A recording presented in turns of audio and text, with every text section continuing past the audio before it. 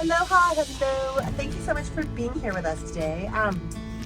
If you're following our journey, you know it's all about tiny house and tiny living. And so we, a little less, almost a year ago now, we were able to purchase some property in Oregon on almost 17 acres.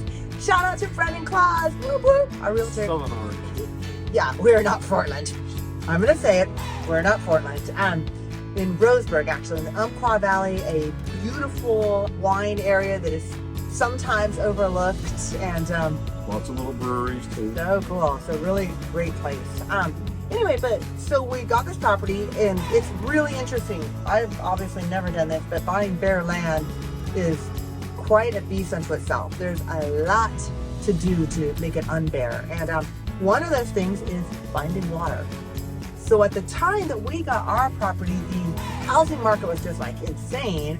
So we were able to pick up this property primarily because we had no contingencies on it. We were just like, we're just going to take this leap of faith. And so we did. And so one of the first things I do is get water, get a well.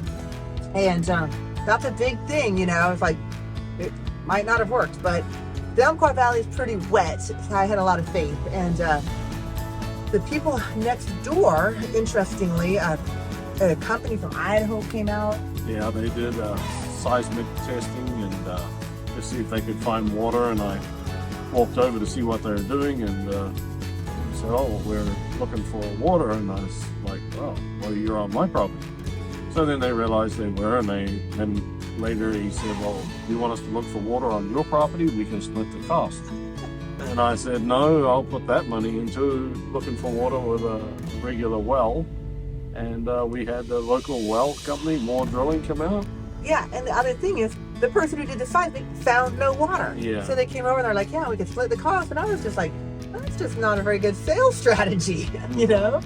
You know, you could basically help subsidize or finance our failure, I guess, is kind of what they're saying. But yeah, so we had MOHR Drilling, and that's MOHR.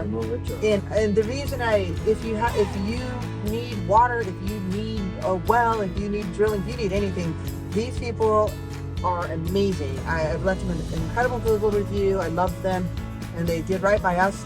I recommend them so much. But he witched for water.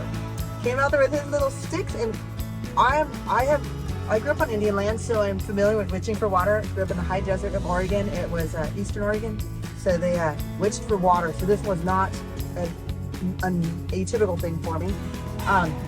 Found the spot on our nearly 17 acres. Drilled. Bam. Water. Bam. Water was gushing. Water was gushing. And yeah, it was just easy, quick, painless, fairly priced. And 10 times out of 10 will always tell you, go with a good well witcher. Water witcher. Yeah, we ended up with a 25 gallon a minute well with 8 gallon a minute artesian flow out the top. Yeah. And when they were done, they capped it, and Heather had asked me when were they coming back to finish digging, and I'm like, what do you mean?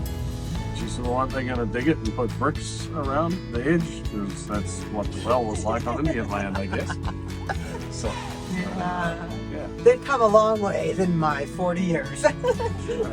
Anyway, I'm actually going to be starting a Facebook channel, a YouTube channel, pardon me, specific to the tiny home adventure. So if you're really digging the tiny part of it, it's going to be Mini Home Mafia. You can check it out.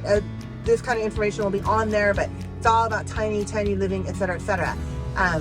This is all about us. Us in our little life. Thank you so much for being here. Big love, little life.